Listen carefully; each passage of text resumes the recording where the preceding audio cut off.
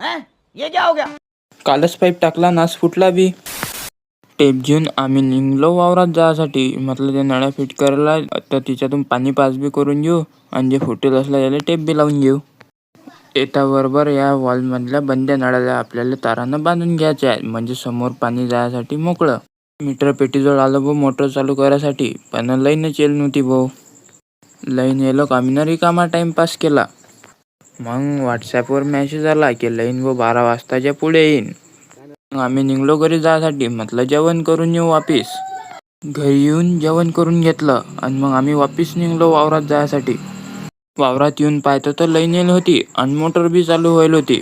Hall फिरून आम्हीने केलं भाऊ पाणी पास. आणि पण पाणी पास करता आमच्या लक्षात आला की आम्हीने जो काल पाईप जोडलता तो वापिस फुटला.